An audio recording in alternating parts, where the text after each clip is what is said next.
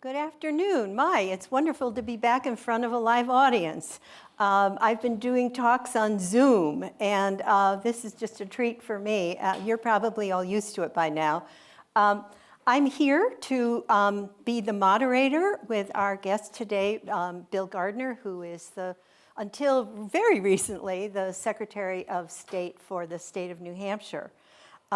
If anyone had suggested to me sometime when I was director of the Rockefeller Center back in the mid-90s and into 2004, I would have said a lecture on administration of elections and their impact on American democracy, which is the title of today's program, but I would have hooted in derision. Who in the world would come to a program about election administration?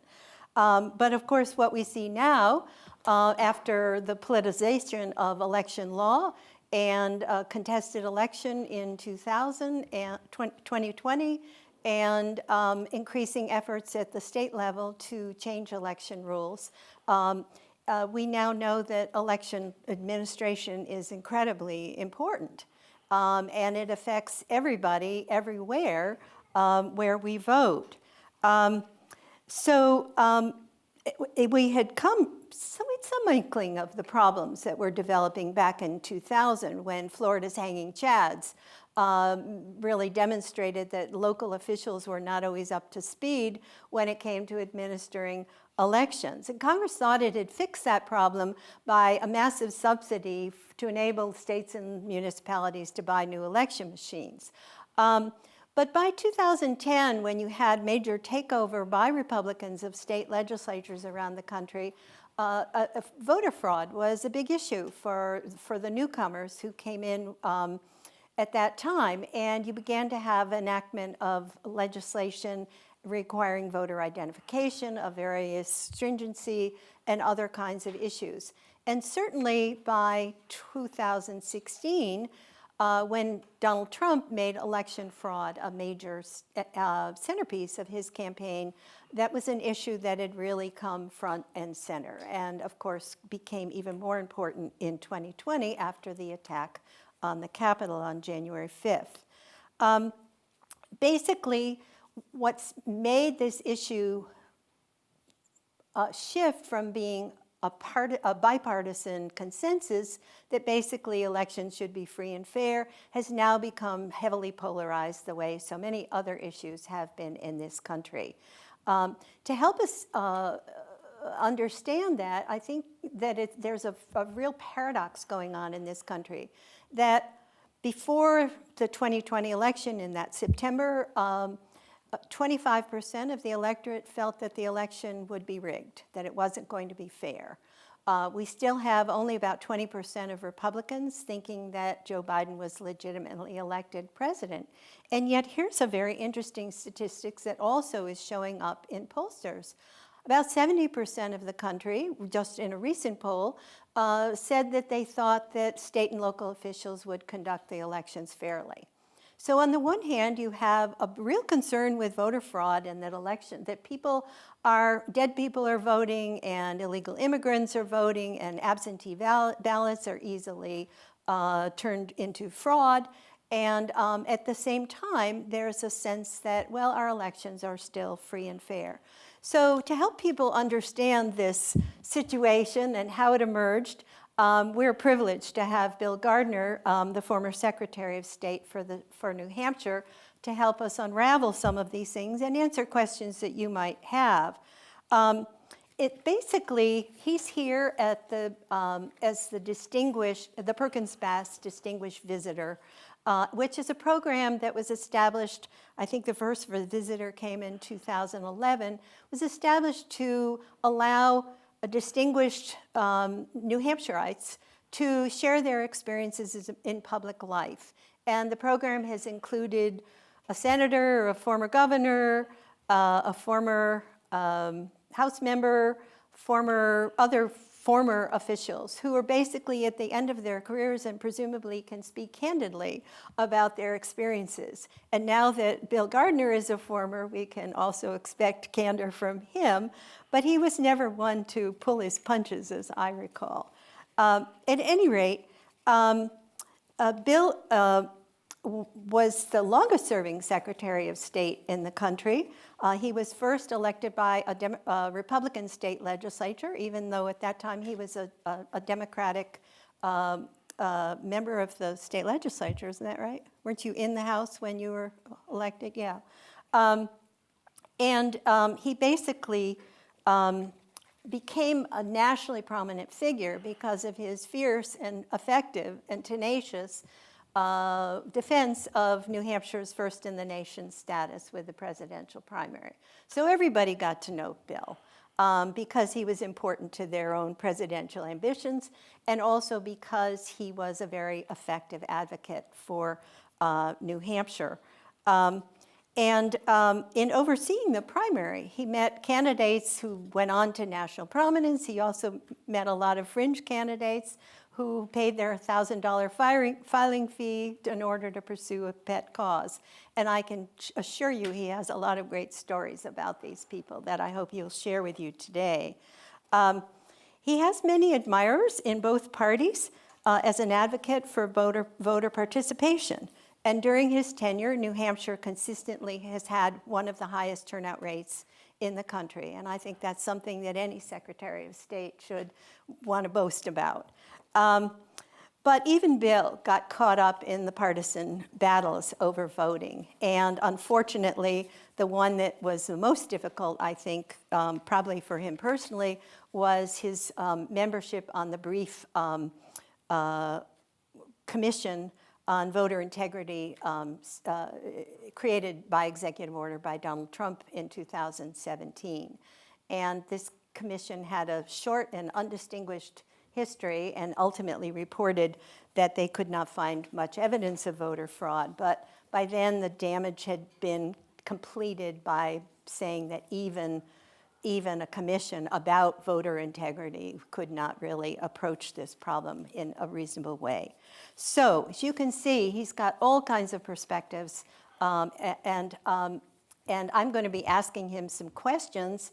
He's going to come up here and talk a few minutes about his personal take on his life's journey, and then I'll be sitting there near him, and we'll have some questions, and then I'll open it up for questions from you, and I expect that we'll be done here at about 6 o'clock.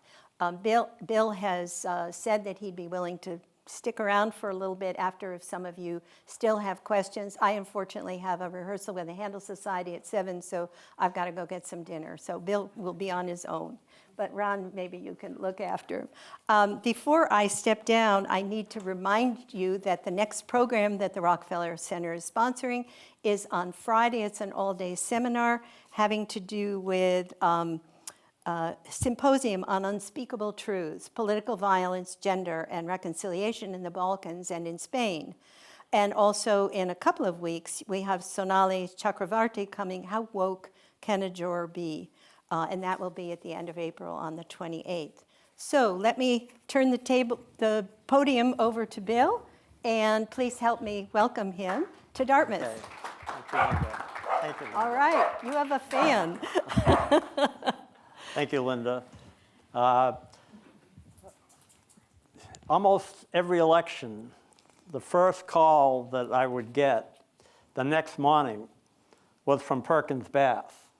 And he always had this list that what happens in New Hampshire is on election night in every town in the state, the clerk will fill out what's called the return a vote form. And it has every candidate on the ballot and how many votes that candidate got and every other candidate. And they would bring it after they have finished at the polling place, because our Constitution requires that the moderator publicly announce the vote. That's why we have to do it in New Hampshire on election night. We can't have ballots coming in a day later or a week later or 2 weeks later at some other states, which has been the big change across the country, why elections have sort of not been resolved anymore on election night. But our Constitution requires that the moderator publicly announce the name and how many votes every single person on the ballot got before they leave that polling place. And then the clerk fills out the form and we get it. Well, Perkins would always call because he had certain towns that he was either remembered when he was a member of Congress or his son, when his son was running. And so that's how I first got to know him, this guy that was always so interested in that. And so it's a special treat for me and an honor to be associated with this that Perkins had created. We are a constitutional republic. We're the longest lasting form of democracy on the earth today. And it's not pure democracy because our town meetings are pure democracy where the voters actually vote policy themselves. But we're a little bit more removed as a representative form of democracy where we elect the people that lead us or serve in positions that decide how many aspects of our life will go. The way we do that is by way of elections, and elections must be a process that we have utmost confidence that it's carried out in a way that, in a way that's fair, free, and equal. And that has been the cornerstone for this country. And why we've lasted, because if that stops, if we're not able to do that in the future, it's not going to survive. It'll be the end. And so elections have sort of been on the back burner until of late. There was really a fundamental change in the country. About a dozen years ago, it began, and I can talk about that. It's Linda. Thank you, Linda, for introducing me to this. Talk about that because it has affected us in a way that we have never been through or affected before. I mean, we've been through controversial times, but elections are so critical and we can't let it just continue because it's not going to change unless we spend the time working on figuring out, and it has to be done together, because if it isn't, we're never going to get there. How we got to this, and by learning from each other about it, because this didn't just begin when Donald Trump became president. It preceded him, and it preceded by a number of years, because some of the things that we're hearing today that seem to be lasting, that are still being talked about months, 6 months, even a year after the election, would never have been able to last 25 years ago or even almost 15 years ago. So just the fact that it's still there is something that we all need to care about a lot, because it's a danger for us. We have to have that confidence in elections, and if people don't have that confidence, we've got to be willing to try to do everything we can to find out why.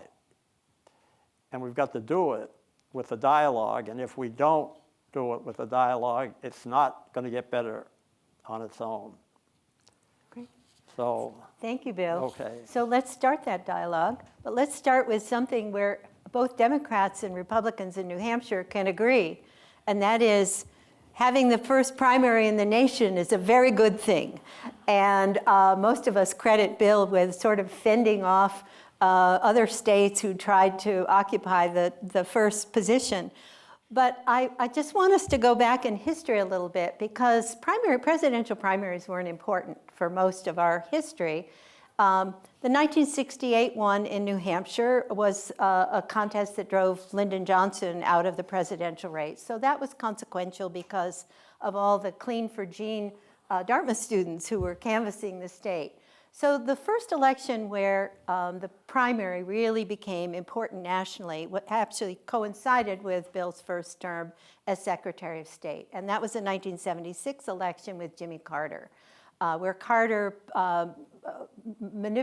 managed to go from being an obscure nobody to being somebody who ultimately became president by winning early in Iowa and New Hampshire. So I'd like you to sort of reflect a little bit on how the New Hampshire primary has changed from when it first really became, wow, candidates better pay attention to this because they could be the next Jimmy Carter, to Donald Trump, who basically said, I'm having my big rallies. I'm not interested in retail politics that they practice in New Hampshire. So that's a pretty long stretch of history, but maybe you could give it a stab. You mentioned 1968. That primary is the most significant primary that we've had. Now, they're all been significant, but that really changed everything. Because why is the New Hampshire presidential primary important for the country? It's important for the country because it gives the little guy a chance. It gives the person who doesn't have the most fame or fortune a chance to come to a small state, spends time here, and if the person can win or do much better than anybody expected, that person is given a big boost. And so in 1968, and I was in college from 1966 to 1970. So I lived through Martin Luther King's assassination, Bobby Kennedy, the first Earth Day, Kent State, Dartmouth in '69 had the administration building taken over by the students. UNH in spring of '70 had 3 of the Chicago 7 speaking on campus, and just so happened it was the day after Kent State. And so it was a tumultuous time. '68 was in the middle of it. And what happened was this candidate, who hardly anyone in New Hampshire ever heard of, he wasn't a very good public speaker. He was a US senator. He came from Minnesota, and he campaigned here on an issue that people weren't talking about politically that much, but he made it, the campaign. And in the end, he was expected to get single digits. He ended up with over 40% of the vote, came within 3% of winning the primary, but he did win more delegates. And the incumbent president, Lyndon Johnson, was shocked, as the country was shocked. How could this have happened? How could New Hampshire have voted against the president? And in that cycle, the next primary wasn't going to be till April. So we had 5 weeks between the New Hampshire primary and the next primary. A couple of weeks later, the president went on national television and announced that he was all done. He wasn't going to run. He wouldn't accept the nomination. He was out. Well, that shocked the country. And those of us, I actually saw that when he made that announcement.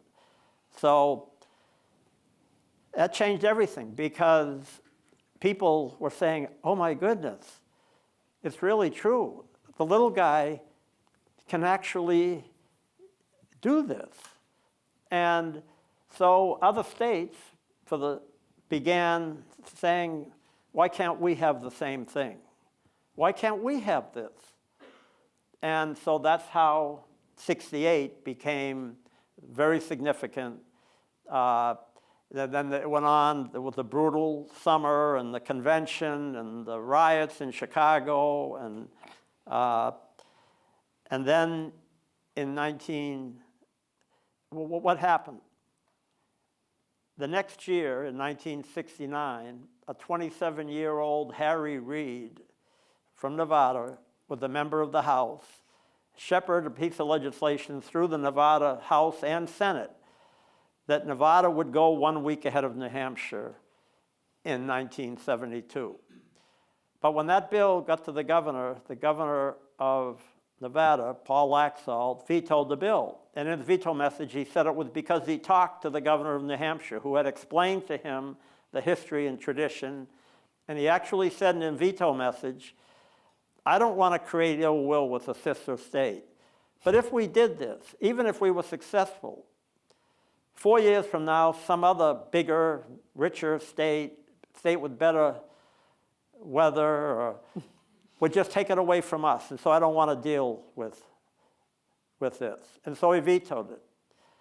The next year, Florida got into it, and the legislature said, you know, we don't have to go a week ahead of New Hampshire. We only have to have the primary on the same day, because where do you think the candidates would rather be in December, January, and February?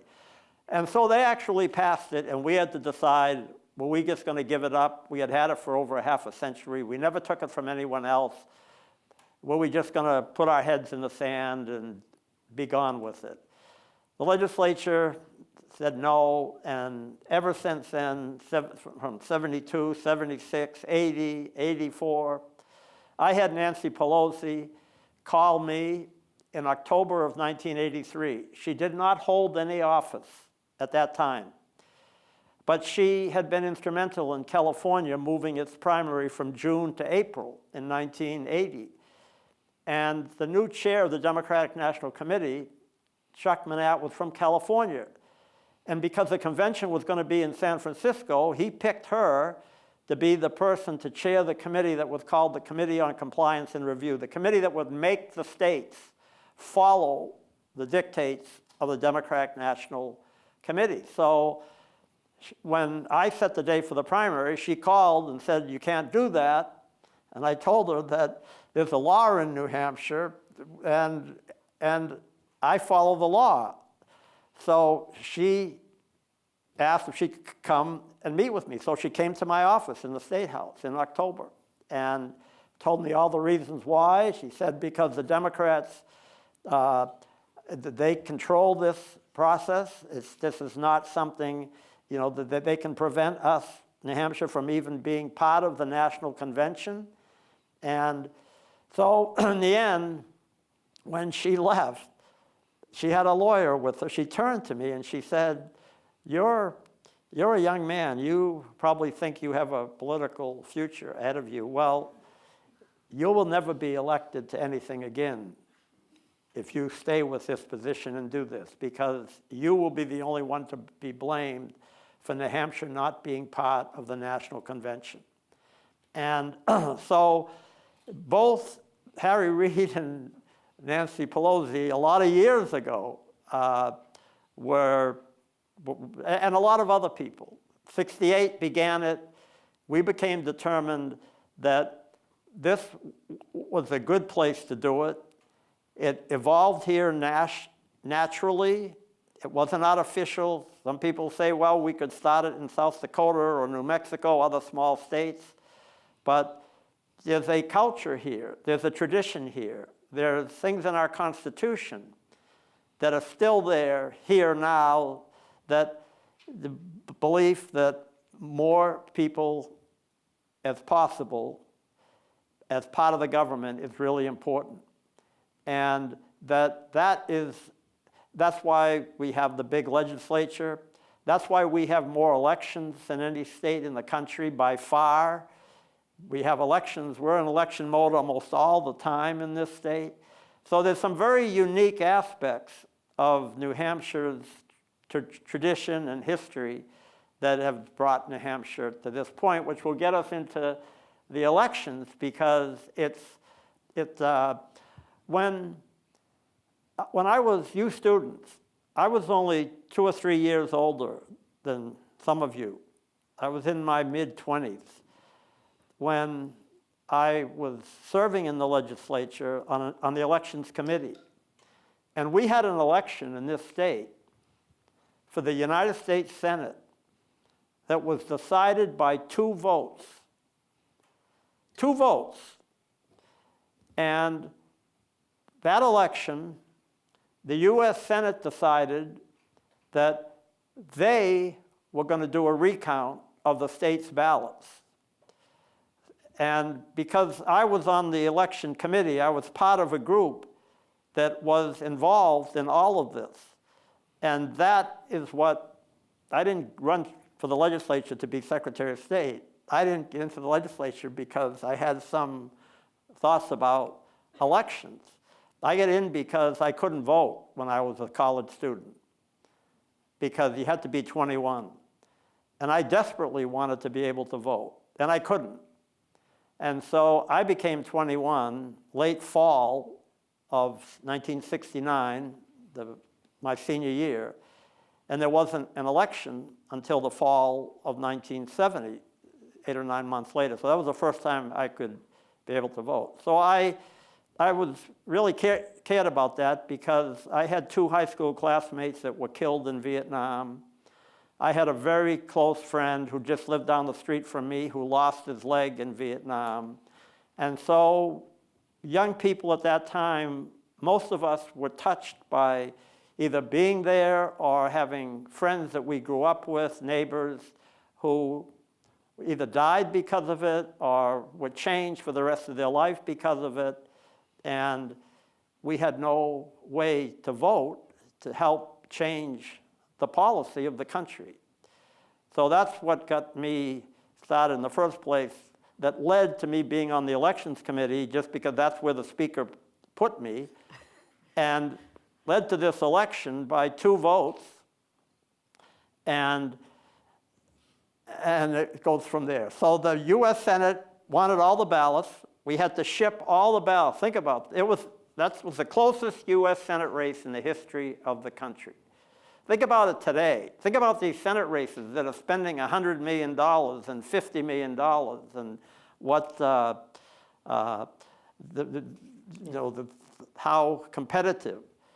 So the ballots are down there, and weeks go by, and months go by, and we only have 1 senator because they're dealing with who really should be the next senator. It went over 5 months. And the Senate Rules Committee was dealing with this. There were only 5 of them. Then the full Senate wanted to start deciding how to count certain ballots. So they made this tin template.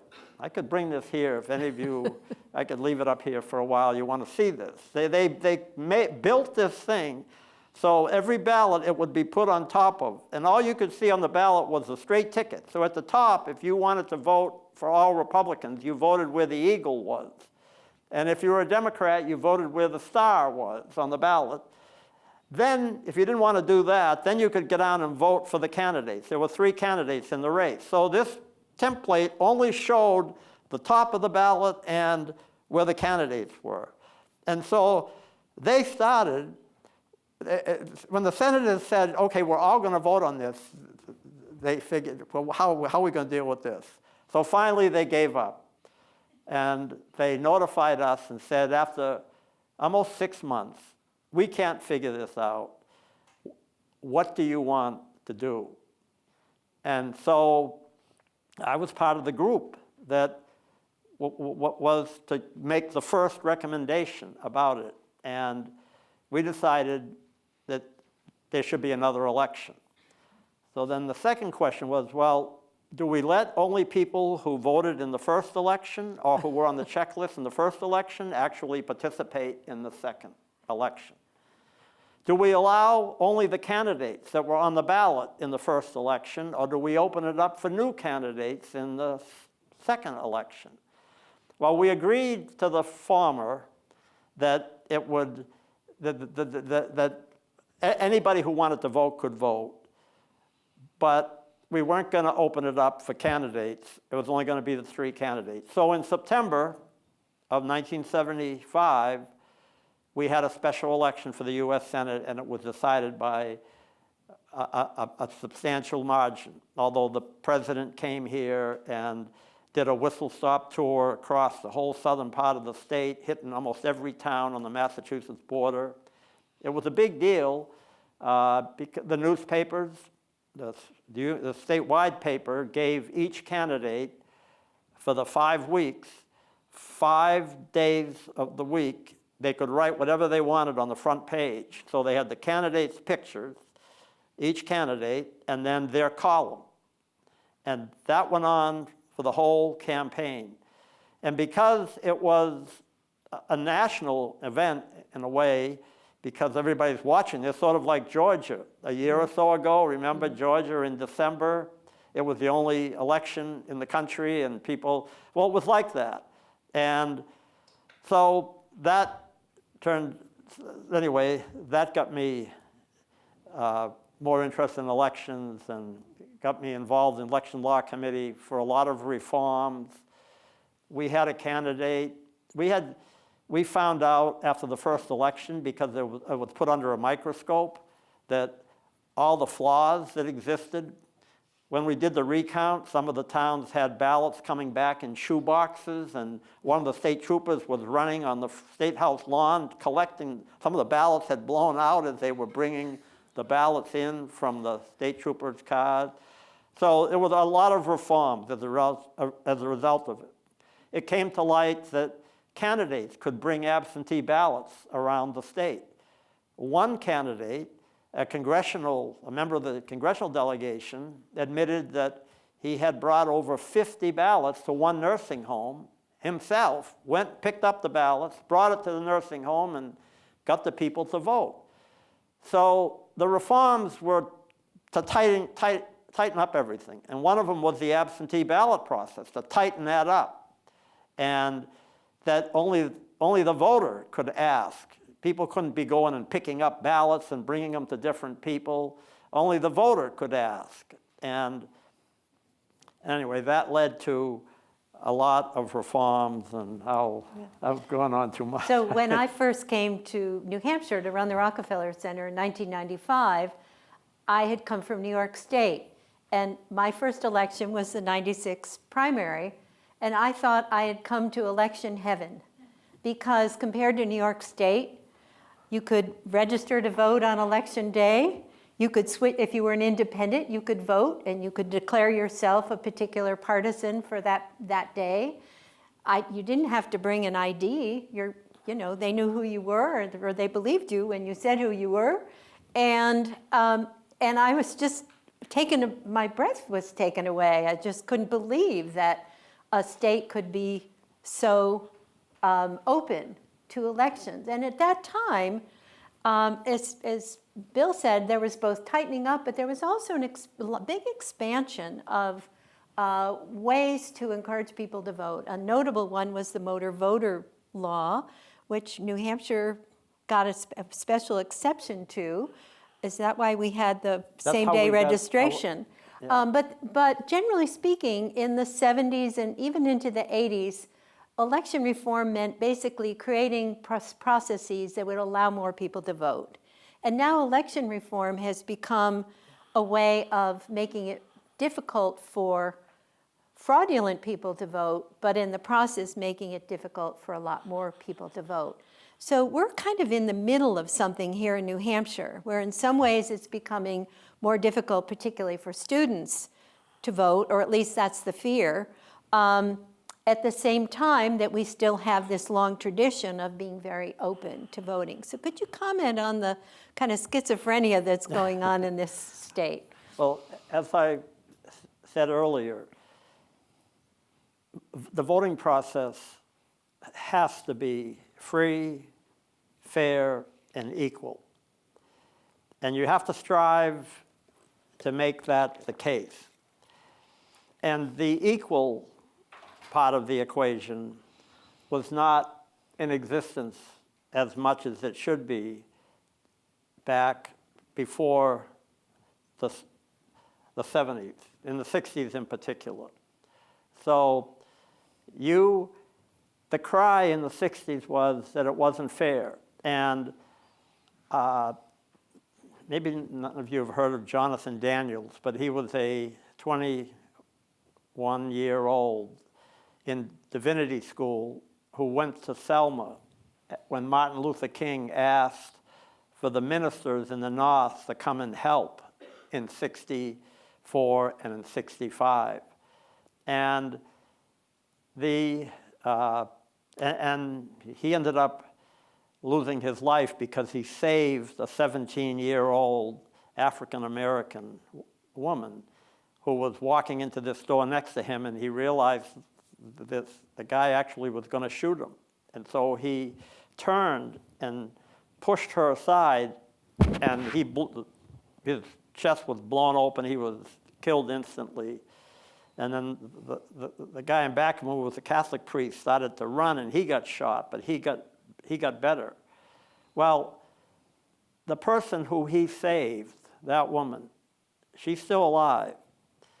And I heard her tell the story about the voting. And there was a county that he was killed in, Lowndes, where they had 5,000 voters who were not registered because they were just not allowed to be registered. And she told me how they did it. Now, we had, in New Hampshire, up through the mid-60s, you had to read the Constitution. We still have the cardboard that was sent to all the towns, and you would pick out, there would be about 10 different ones you could pick out. You'd have to read it. Well, she said that if she went to register to vote, they would first have her read the Constitution. And if you could read the Constitution, then they would ask one of 5 questions. And there was no answer to the question. So nobody could get the question right. So they couldn't vote. And that's not an equal process. And that has always, because I lived through those years. You picture yourself living through those years of the things that I mentioned that happened in your formative years, when I was 18, 19, 20.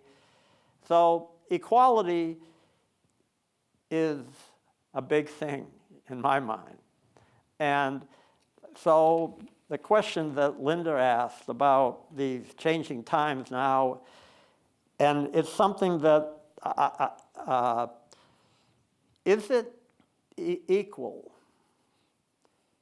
if some young people, when they register to vote, they have to get a driver's license, and other young people who register to vote, because of the circumstances that exist, don't have to do that? And that existed in New Hampshire between 2000, it began in 2012 with a court case, had to go to the Supreme Court twice, had to go to the Superior Court twice, and then with a decision in 2015. And that decision was that you could not require a person to be a resident of the state in order to vote. And that continued for 4 years. So during those 4 years, we were the only state in the country that you did not have to be a citizen, a resident, in order to vote. And it all applied to college students. And there were college students here that said how unfair it was to have to go to Haverhill, to the closest DMV, to get a driver's license, even though the law never required anyone to have a driver's license to vote. I mean, how could you do that? A blind person who doesn't have a driver's license is never going to be able to vote because they don't have a driver's license? It just was not true. But the argument was the college students were going to have to get a driver's license, and that's expensive for college students, and so they shouldn't have to do that. Well, from my early years, I looked at that as an equality issue.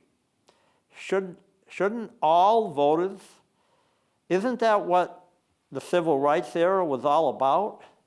That we weren't going to treat people differently?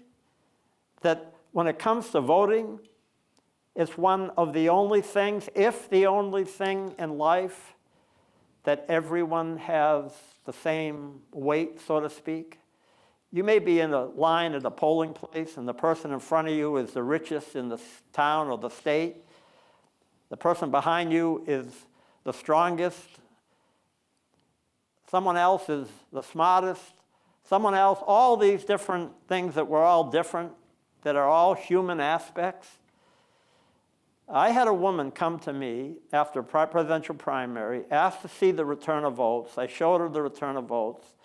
Then she started asking me a number of questions. I answered them all. And then I asked one question: where did you vote in New Hampshire? And she wouldn't answer me. And I said, I've been answering all these questions. And there were two others with her. And then another one said, well, we're all from out of state. We just got here yesterday. We weren't here on election day. And then one of the women just broke down.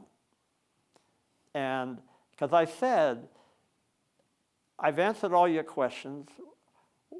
Have I or someone in New Hampshire have offended you that you're so angry about this vote process? And this woman that just broke down, and she said, look, I'm just a peon. I'm a nobody. I come from Ohio, and John Kerry should have won the election in Ohio, not George W. Bush. And my vote was taken from me. And my vote is the only thing I have in my life that I'm like, I don't have to think, this person has more, this person. And it was moving to witness this, and it weakened me. I mean, I felt terrible. And I just listened to her as she explained this, and I said, I get it. I understand it. I understand it. But our process, you have seen everything. You've seen all the returns at the time. They're all right here. The doors have been opened. You come in. You got to look at it. And then we had, this was in 2008, we had a Democratic candidate, Republican candidate ask for a recount. We did 40% of the statewide ballots for the Democrat, and the Democrat called it off. It was Ralph Nader, who had believed that there was some question about towns on the Massachusetts border and how their primary vote was different than the general election, and some statistician from Michigan said it was impossible, but it wasn't impossible because New Hampshire demographics, a lot of people in the southern part of the state that used to be more Democratic, more Republican, because they tend to be people from Massachusetts who have moved up here for a certain reason. So we had this person, the Republican asked for a recount. We did the statewide recount. He was Albert Howard. You would never have heard of him. He told me that the only reason he ran was because at his college graduation at the University of Michigan, Hillary Clinton was the commencement speaker, and he had a dream that he was going to someday run against Hillary Clinton for president, and that's why he ran. So we did a statewide recount. He had 63 votes. Think about 63 votes. He ended up losing a vote at the recount. And on the last day, we spent 5.5 weeks doing those two recounts in January of 2008. And on the last day, he came up to me, and it was at the archives, and he was taking his finger, and he was going like that. He said, pointing to the recount, "This is a meaningless show. This is a meaningless show. And I said, Albert, how can you say that? You have been here every single day. You have seen every single ballot that was cast in the Republican primary. How can you say that? And he goes, very easy. None of these ballots were the ballots that the people of New Hampshire voted on. These ballots are new ballots that you and the clerks have come. So think about this. On the last day of this recount, after all these weeks, he left believing that it was crooked, not willing to accept after seeing all these ballots. So there's always ways that people can disregard that, can have faith in the system and disregard it. I have done over 550 recounts. Because we are the easiest state in the country to have a recount. Of those 550 recounts, and they're all fairly close, I've had 11 of them end in a tie vote. I've had 32 recounts end in a one vote. Then you go to two votes, over 200 were in single digits. And that's when the rubber meets the road, when you're in that room, and that's why we were the first state to have a law that required people to vote on paper ballots.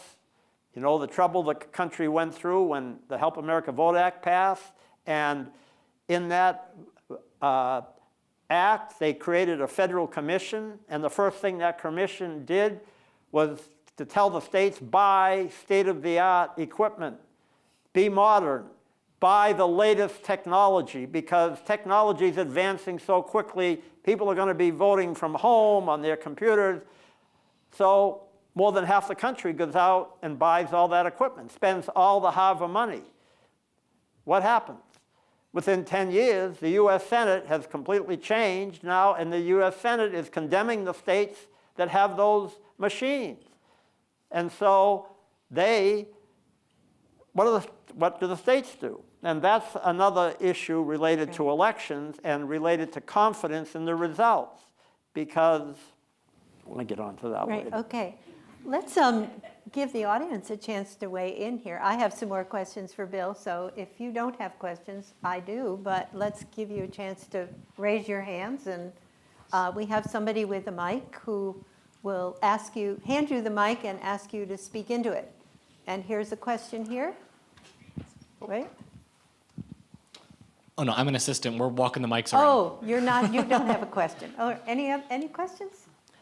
Well, let's talk. Oh, there's one there, right there, in that row. Hello. Hi, Mr. Secretary. Thank you very much for joining us. And thank you very much for your many years in public service. Thank you. So I know that as Secretary of State, your office supported 2018 HB 1264, which was related to the driver's licensing, I think that you mentioned. Several legislators supported that because they believed that it would ban student voting, and they sort of exclaimed that very triumphantly over social media. And you also supported 2017's SB 3, which New Hampshire courts struck down because they determined it unfairly burdened a college student's right to vote. And I want to vote, like you mentioned you wanted to vote as a college student. So in your opinion, should I, as a student here at Dartmouth, should I have the right to vote here in New Hampshire, or should I be forced to vote back where I used to live?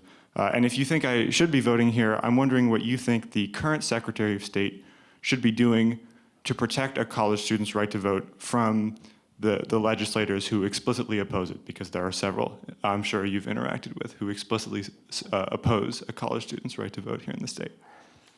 Well, I told you my own story about not being able to vote. So I've always believed that I always have done everything I can to make it easy for people in this state to vote, which includes college students, because I know what I went through when I wasn't able to vote. And so your question, do you have the right to vote in New Hampshire as a college student here at Dartmouth? Of course you have the right to vote. You've always had the right to vote.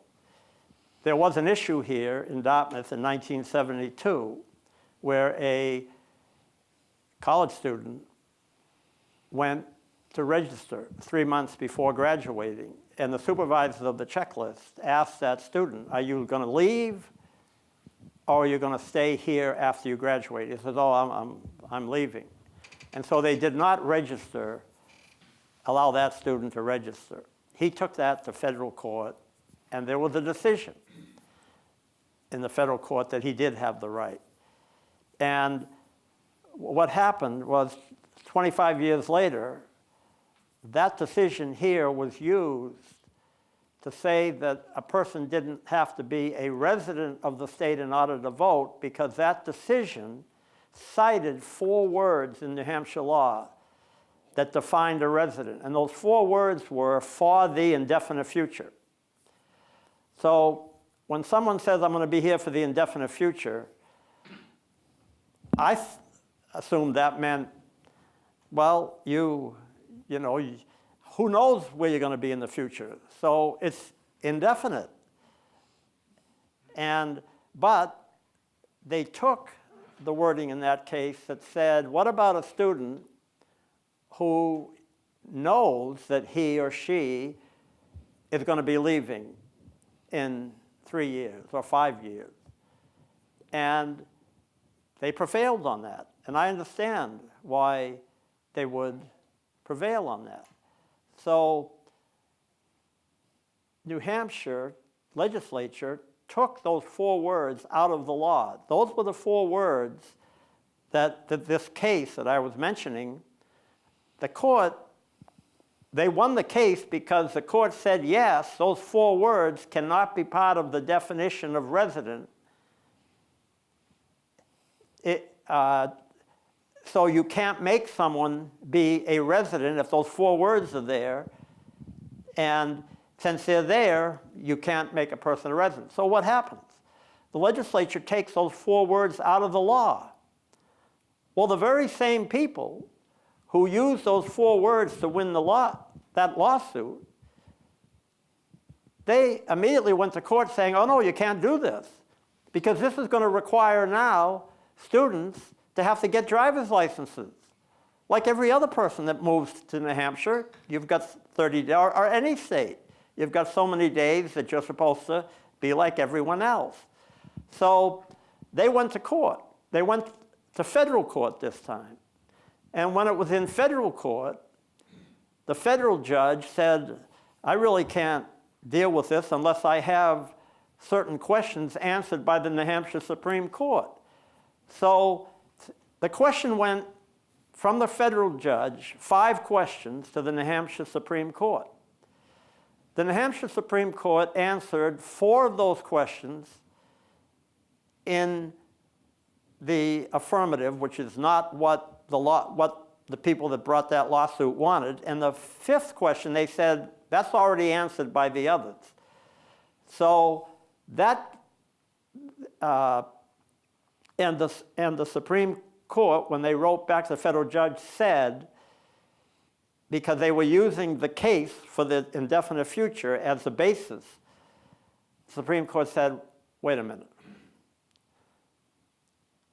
We're getting out of this, because indefinite and definite cannot be taken literally. That's exactly what the New Hampshire Supreme Court said. So somebody who has a definite plan might not do it. Someone that has an indefinite plan, so that case is gone now. But that's how we got to that case. And that was the case. They said students would have to get driver's license. It's not right. It costs money. You shouldn't have to do that. So my position was everyone should be equal. If someone moves to New Hampshire and works at a filling station, and you come to New Hampshire and go to school at Dartmouth, you both have the right to vote. But you shouldn't be treated differently than the person who works at a filling station. You shouldn't have to say, well, I don't have to get a driver's license. that person has to get one. That's not right. And I don't know why the sides weren't able to sit down and talk about that. I mean, I remember a scene on Channel 9 television, a couple of students were on the nightly news saying that to go 30 miles was not right and they shouldn't have to do that. That was going to cost them money. And think about it. Let's have another question. That's There's a question. equality is this. That's not being treated equal. That's not being treated equal. And then the other thing is, because you have that right to vote here, because you're a college student, you could be called up for jury duty. And where would the jury duty be? It'd be in Haverhill, 30 miles away. But you really can't be made to be exempt, because if you start going down that road, we're going to end up 30, 40, 50 years from now like we were in the 1960s. We're going to end up with equality, inequality, some people doing some things and other people not. And I know it probably shakes you up because it is offensive to say that. But if you're going to have free elections, they have to be free. They have to be without coercion, intimidation. You have to be able to vote your conscience when you're in that booth, and you have to be able to do it without anybody knowing. Because we went through that battle in the 1800s when it wasn't public. Then it has to be fair, and it has to be equal. And the fair and equal are pretty much on the same level. Anyway, that's. Bill, how about if we take a question over here in the... I'll stay afterwards if others, to answer whatever. That's what I was going to suggest, that maybe you could do that one-on-one. The question here is... Oh, thank you. Okay. Oh, here. Oh, Let's sorry. have a couple questions, but I'll pick one of them. What's your feeling about the New Hampshire House Bill 1116, which requires the closed primary? You have to, I think, be either Democrat or Republican to vote in the primary?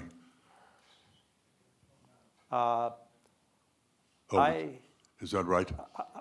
There is such I a don't- bill, and it's not going anywhere, we think. I'll tell you what I believe. First of all, everyone who votes in a primary in New Hampshire, everyone, whether it was 10 years ago, last year, you have to be in a party in order to vote in the primary. So that's the first thing. And we have that because the Supreme Court, in the case in '68 in Michigan, when George Wallace won the Michigan Democratic primary in 1968, and no one could believe how a governor from a southern state, a right to work in a state that's the most unionized state in the country, how could that be? Well, after New Hampshire, Rockefeller was one of the candidates. The Republicans had basically a nominee. New Hampshire sort of ended it on the Republican side. It was just the reverse. It was going to be the Democrats that had a nominee because everyone assumed the president, LBJ, was going to win, and that was it. He's the incumbent, and you don't take on an incumbent. But New Hampshire turned everything upside down. And it was, Time magazine, the day after that, week after that primary, had this story about how New Hampshire has this penchant for turning things topsy-turvy and what a state that is. And so in Michigan, Nixon was virtually unopposed. So what they found out was that in that primary, over a third of the Democratic votes were Republicans. And so the Democrats went to court on that. And so you can't, because that you can just do it. So if one party didn't have a primary, other people wanted to vote and they voted. And so Wallace wins the Michigan. That shook the country. People just couldn't believe it. So what we had to do was that we weren't going to just let Republicans be able to vote in the Democratic primary and vice versa. So the law was structured in a way that you didn't have to be in the party when you showed up at the polling place. But you didn't get a ballot, either a Republican or a Democratic ballot, unless you were a registered member of the party at the time you were voting. And so then, when you're done voting, on your way out, you fill out a piece of paper and you go back. So you're only in the party for a few minutes, whatever time it takes you to actually vote, if you want to be. And that's the way we do it. And that's the way, I'm not, I don't expect that will be changing. I mean, it might change, anything can change, but. So it's 6 o'clock, and I think we need to draw things to a close, but Bill has offered to stay and talk to people individually who want to pursue other questions or argue with him. Or whatever. Yeah, whatever. So please if you join have, me in thanking him for his time and